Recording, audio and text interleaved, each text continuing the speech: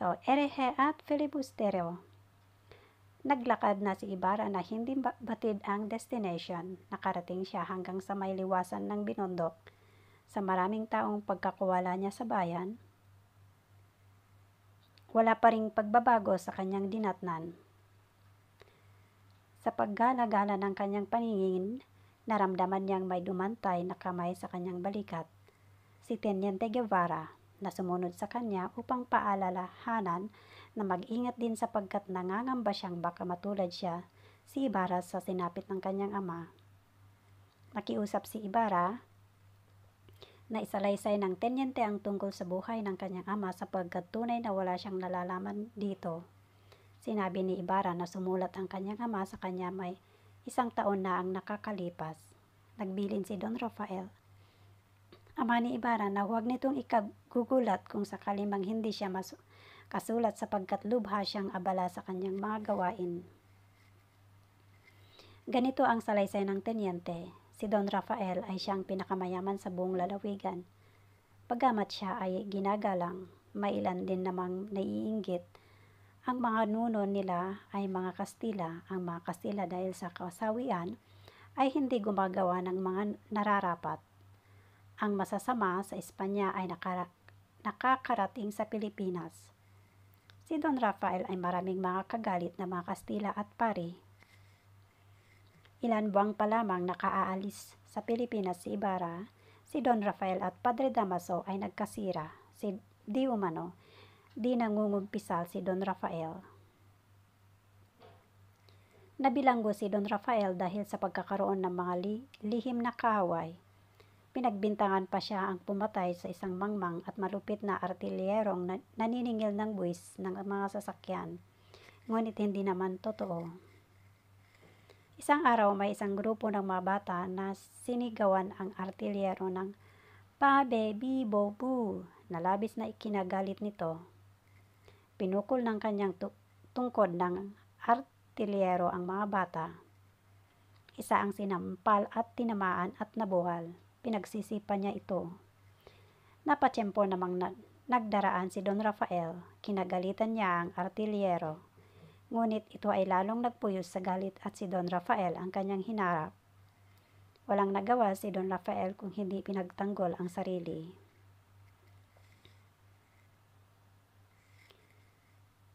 Sa hindi malamang dahilan, bigla na lamang sumuray-suray ang artilyero at dahan-dahang nabuwal. Malala ang kanyang pagkabuwal sapagkat ang kanyang ulo ay tumama sa isang tipak na bato. Nagduduwal ito at hindi nagkamalay hanggang sa tuluyang mabugto ang hininga. Dahil dito, nabilanggo si Don Rafael. Pinagbintangan siyang erehe at filibustero. Masakit sa kanya ang ganito sapagkat iyon ang tinuturing na pinakamagbigat na parusa. Ngunit lalong nadagdagan ang dagan sa kanyang dibdib. Pinaratangan din siyang nagbabasa ng mga pinagbabawal na aklat, El Correo de Ultramar at Diario. Nagtatago ng larawan ng paring Binitay. Sinakda sa salang pangangamkam ng lupain at nagbibigay ng tulong sa mga tulisan. Gumawa siya, tenyente, ng paraan upang tulungan si Don Rafael at sumumpang ito ay marangal na tao. Katunayan, siya ay kumuha ng isang abogadong Pilipino na si GA at GM. Ito ang pagkaraang lumitaw sa pagsusuri na ang ikinamatay ng artilyero ay nagpamumuo ng dugo sa ulo nito. Nang lumaon, ang katwiran ay nagtagumpay din. Nang si Don Rafael ay malapit ng lumaya dahil sa tapos ng lahat ang mga kasong binintang sa kanya, ang sapin-saping kahirapan ng kalooban ng kanyang dinanas ay hindi nakayanan ng kanyang pisikal na katawan. Na hindi na niya natamasa ang malayang buhay. Sa mismong loob ng bilangguan, nalagutan ng hininga si Don Rafael. Huminto sa pagsasalaysay ang tenyente. Inabot nito ang kanyang kamay kay Ibarra at sinabing si Kapitan Tiago na lamang ang bahalang magsalaysay ng iba pang pangyayari. Nasa tapat sila ng kwartel nang magkahiwalay. Sumakay sa kalesa si Ibarra.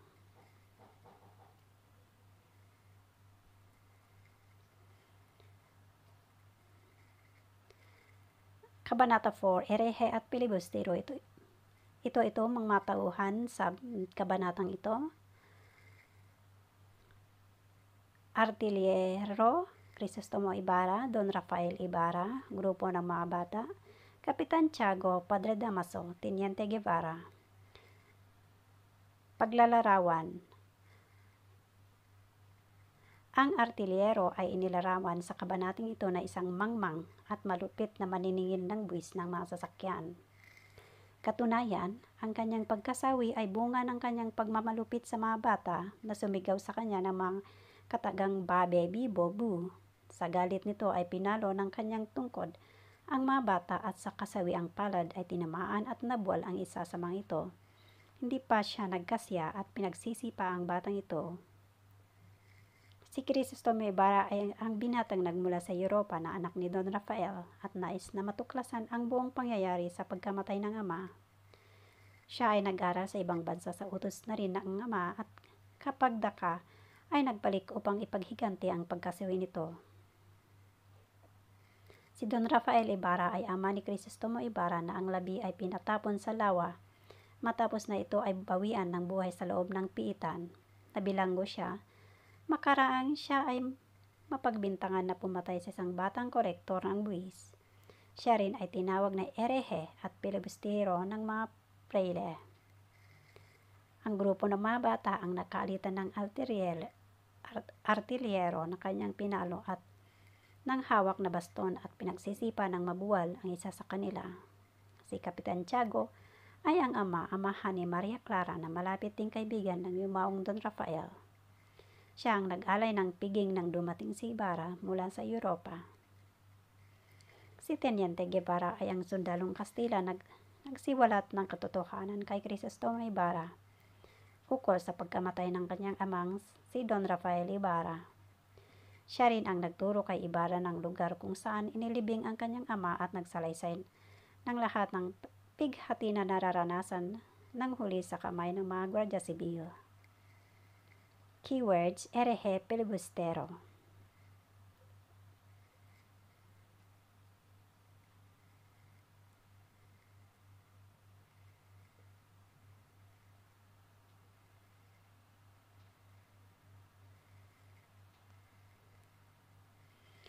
Ito ang mga aral ng No Limitang Here Kabanata 4, herehe at pilibustero.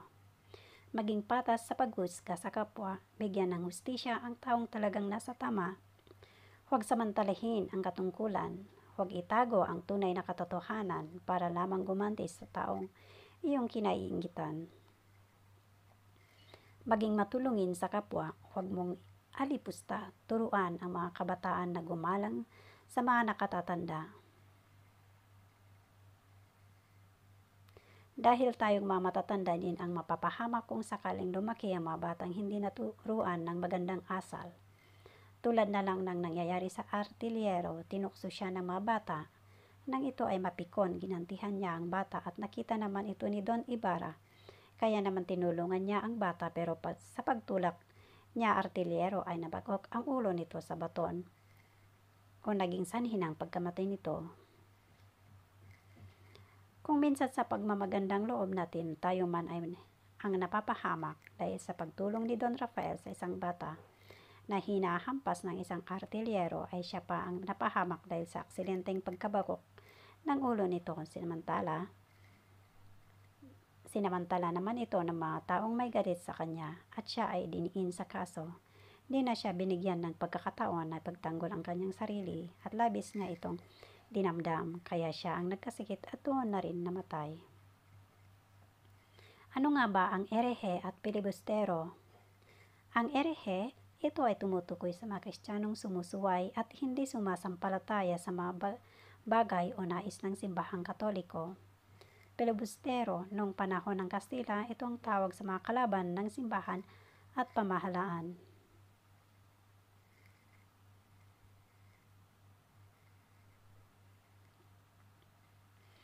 Ito ang mga key points ng Kabanata 4 or keynotes. Pagkapansin ni Crisostomo na walang ipinagbago ang binundok pagkatapos ng 7 taon. Paghabol ni Teniente Guevara kay Ibarra upang sabihin ang tunay nangyari sa kanyang amang si Don Rafael Ibarra. Binigyang babala ni Teniente Guevara si Ibarra. Kanser ng lipunan, kawalang katarungan, inhustisya, pagbibigay ng posisyon sa di karapat-dapat o walang alam.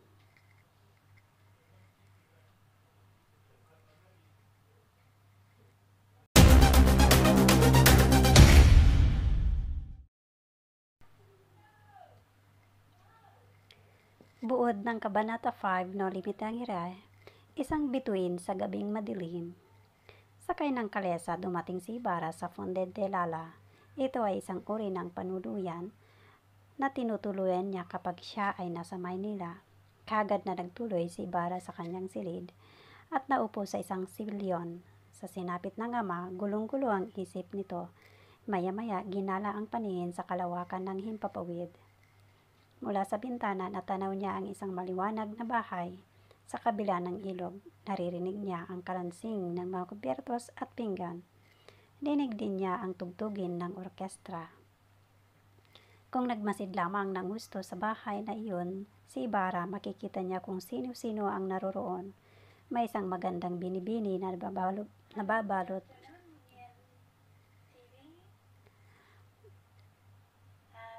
ng manipis na habi. May suot na diamante at ginto.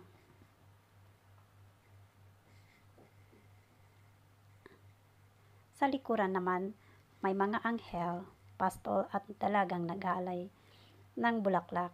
Ang maumpukan naman ng mga Kastila, Pilipino, pari, intsik, militar ay nakatuon lahat sa kagandahan ni Maria Clara.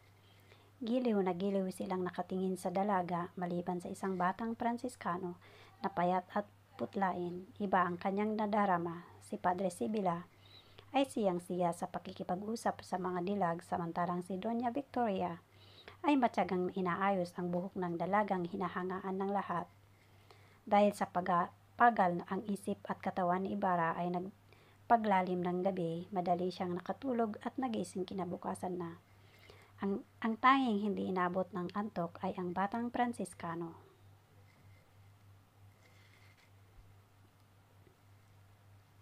Ito ang mga key points. Ito ang key points ng Kabanata 5. Tumuloy si Ibarra sa kanyang tinitirahang pansamantala sa Fonte de Lala, ang pinasikat na hotel noong panahon ng Kastila. Naghahalo ang damdamin ni Ibarra sapagkat mula sa kanyang silid nakikita niya ang kasayahan sa bahay ni Kapitan Tiago. Kasiyahan sa pagnanais siyang makita ni si Maria Clara. Naghihirap ang kanyang kalooban sa pag-aalala sa nangyari sa kanyang ama na wala siyang nagawa.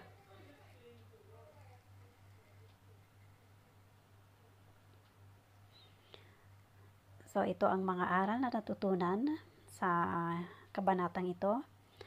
Ang kabanatang ito ay nagpapakita ng pangungulila ng isang anak sa isang ama. Nakakalungkot isipin na kung kailan siya nakapagtapos ng pag-aral, saka pa siya walang nagawa para sa ama, tulad ni Crisostomo Ibarra. Nakapanlulumos na isipin na naging kalunos-lunos ang naging wakas ni Don Rafael. Hindi man magsalita si Ibarra ay tanging paghihiganti ang naging laman ng kanyang puso at isipan. Nais niya na ibangon ang dignidad ng kanyang ama sapagkat namatay ito nang may bahid na pagdududa ng kanyang pagkatao. Tunay na walang anuman ang makapapantay para sa pagmamahal ng isang ama. Kahit nakaakit-akit at kaibig-ibig si Maria Clara, hindi niya kayang pantayan ang pangungulila ni Crisostomo sa kanyang ama. Lalo pa at nalaman niya na ang sinapit ng ama ay totoong nakapanlulumo. Walang sinumang anak ang hindi makakaisip na ibangon ang dignidad ng ama sa mapait na inanas nito sa mga malapit na kapangyarihan. Hindi man alam ni Crisostomo Ibarra kung paano at saan umpisahan ang pagbabagong buhay. Isa lang ang malinaw na sa kanya, kaapihan ang sinapit ng ama, kaya nararapat lamang na ito ang kanyang ipaghigante.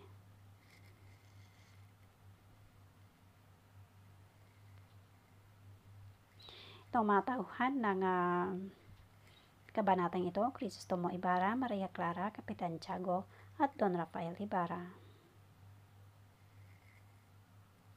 Sa kabanatang ito, si Crisostomo Ibarra ay dumating sa kanyang tinutuluyan sa Fonte de Lalac, agad siyang pumanhik sa kanyang silid. Mula doon ay tanaw niya sa bintana ang bahay sa kabilang ibayo ng pampang. Ito ay nagliliwanag at mayroong masasayang tugtugin at isang magandang nimpa ang bumulagas sa kanyang muni-muni na napakaganda nito. Kawalan ng walay malayang dilag, isang magandang dalaga na mayroong mahabang buhok na nahihiyasan ng mga perlas at diamante. Nakahawig ni Maria Clara, ngunit bilang napalitan ng pagkakagimbal na pangitain ang pagmumuni ni Ibarra nang makita niya sa kanyang gunita ang kanyang ama, nakaawa-awa na naghihirap habang siya ay masaya sa Europa. Maria Clara, siyang nakikinita ni Ibarra sa kanyang guni-guni na isang napakagandang dalaga na merong mahabang buhok na palamutian ng mga perlas at diamante, isang Pilipina at isang napakayuming dalaga. Kapitan Tiago, siya ang ama ni Maria. Sa bahay niya ang natanaw ni Ibarra sa bintana na nasa kabilang ibayo na mayroong naggagandahang ilaw sa liwanag at mayroong magagandang musika. Don Rafael Ibarra, siya ang ama ni Crisostomo Ibarra. Siya ang nagpakita sa gunita ni Crisostomo na isang matandang lalaki na mayroong malupang karamdaman. Luhaan ang mga mata at mukhang tinatawag ang pangalan ni Crisostomo, na sa tuwi-tuwi na ay maririnig ang hinaing nito kasabay ng tunog ng mga kadenang nakaposas dito.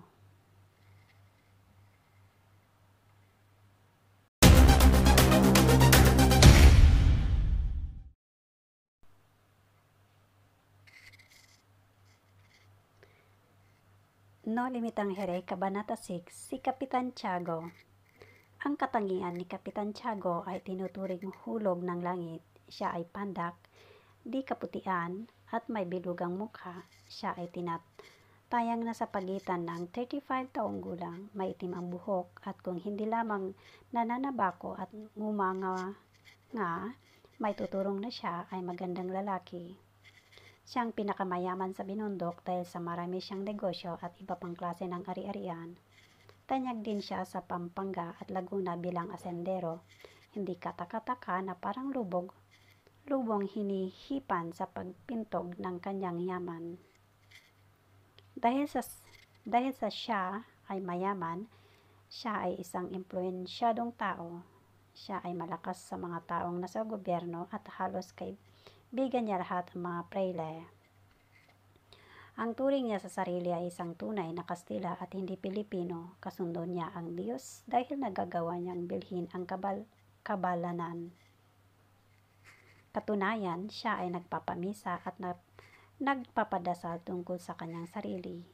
Pinalalagay ng balana na siya ay nakapagtatamo ng kalangitan. Iisipin na lamang na nasa kanyang silid ang lahat ng mga santo at santong sinasamba katulad ni na Santa Lucia, San Pascual, Bailon, San Antonio de Padua, San Francisco de Assis, San Antonio Abad, San Miguel, Santo Domingo, Jesucristo at ang banal na kamag-anak.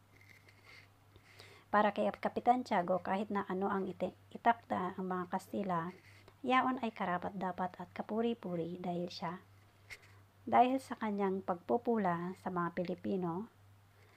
Siya ay naglilingkod balang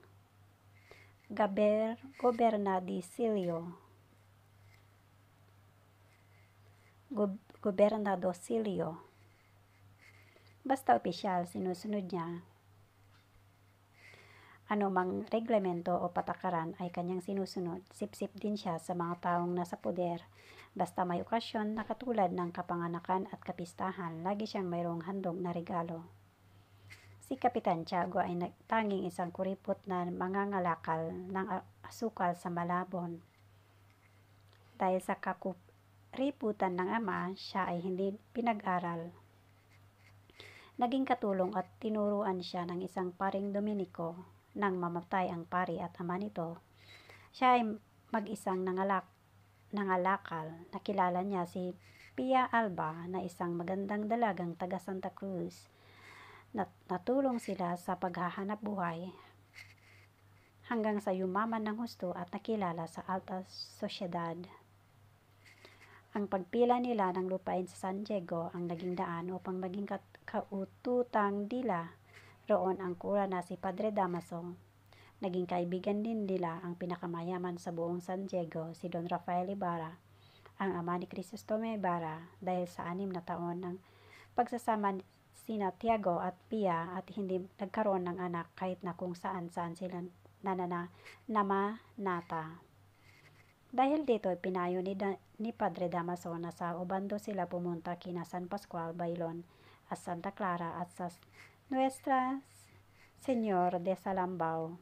Parang dininig ang dasal ni Pia, siya ay nag-iihi, gayuman nagiging masakitin si Pia.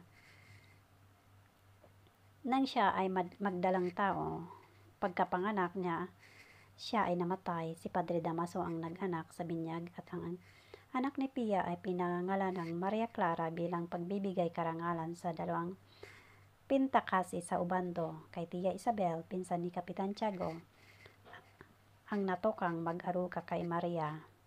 Lumaki siya sa pagmamahal na inukol ni Tia Isabel, kanyang ama at mga praile. 14 anyos si Maria nang siya pinasok sa Beaterio de Santa Catalina. Luhaan siyang nagpaalam kay Padre Damaso at ang kanyang kaibigan at kababatang si Crisostomo Ibarra. Pagkapasok ni Maria sa kumbento, si Ibarra naman ang nagpunta ng Europa upang mag-aral. Gayunman, nagkasundo sina Don Rafael at Kapitan Tiago na maski nagkalayo ang kanilang mga anak, pagdating ng tamang panahon, silang dalawa, Maria at Crisostomo, ay pag-iisang dibdib. Ito ay sa kanilang paniniwala na ang dalawa ay tunay na nag-iibigan.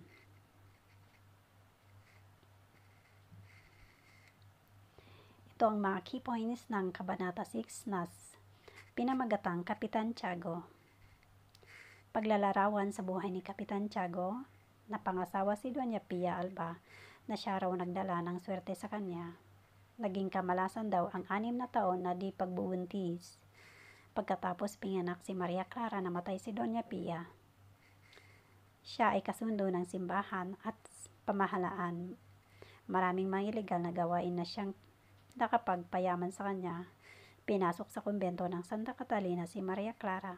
Pinagkasundo ng mga magulang kay Crisostomo na may pakasal. Ito ang mga kanser ng lipunan sa kabanatang ito. Huwad na pananampalataya, pagpapalakasan.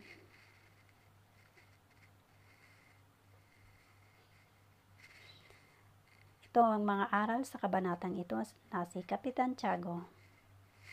Ugaliin nating mga magulang na papag-aralin ang ating mga anak kahit na anong mangyari, sapagkat ito ay isa sa kanilang mga karapatan bilang bata. Isipin natin na kaya tayong naghahanap buhay ay upang buhayin at ibigay ang mga nais ng ating mga anak. Huwag tayong gumaya sa mga magulang ni Kapitan Tiago na hindi nagpaaral ng anak dahil meron silang ibang paniniwala. Ang kahirapan ay hindi hadlang upang makamit ang tagumpay. Sipag, tiyaga at diskarte ang kailangan upang tayo ay umasenso sa buhay. Katulad na lamang ng karakter na si Kapitan Tiago. Sa kabila ng kanyang pagiging matalino ay hindi naman siya pinag-aral ng kanyang mga magulang.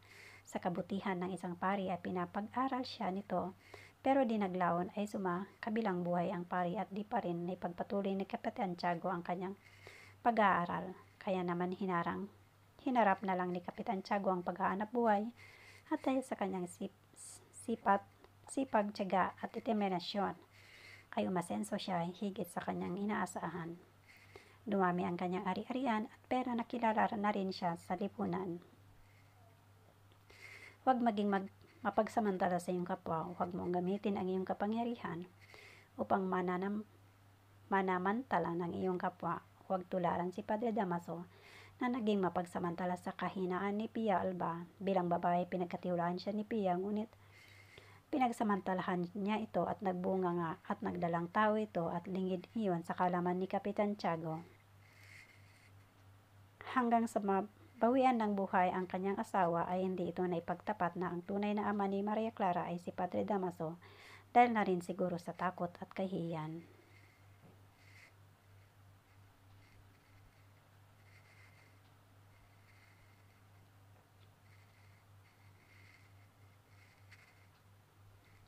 Mga tauhan ng No Limit ang Hiray, Kabanata 6, si Kapitan Tiago.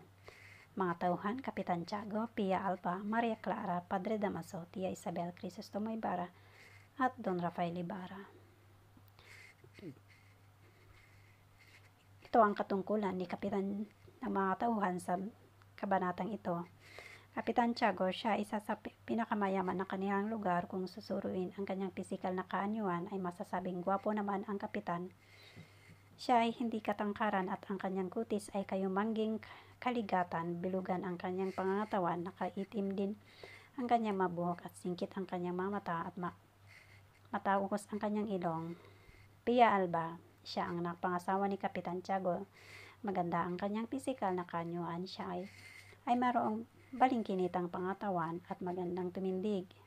Siya ang naging katuwang ni Kapitan Tiago sa pagpapayaman, ngunit di sila magkaanak, kaya naman humingi siya ng tulong kay Padre Damaso at pinayuhan siya ng pari na humingi siya ng isang sanggol na lalaki sa piyesta ng San Pascual Bailon at sa isang kisap mata at nagdalang taong nga si Pia Alba, ngunit naging masasakitin ito, kaya nang pagkatapos na pinganak si Maria Clara ay pumanaw din agad nito.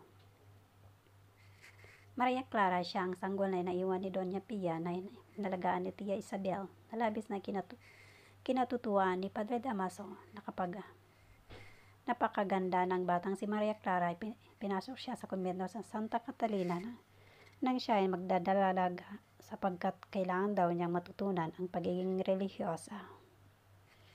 Padre Damaso ang paring tagapayo ng mag-asawang sina Kapitan Tiago at ay Doña Pia Alba, siya ang naging ninong ni Maria Clara. Siya ang pari na labis na natutuwa kay Maria Clara. Tia Isabel, ang pinsan ni Kapitan Tiago na nag-alaga kay Maria Clara simula nung pumanaw ang ina nitong si Pia Alba, Crisostomo Ibarra. Siya ang nag-iisang lalaking anak ni Don Rafael Ibarra na pinadala sa Europa para doon mag-aral. Siya ang labis na nagmamahal kay Maria Clara. Don Rafael Ibarra, siya ang ama ni Crisostomo Ibarra na sa tinitingalang tao sa kanilang lugar dahil sa taglay nitong kabaitan at pagiging matulungin.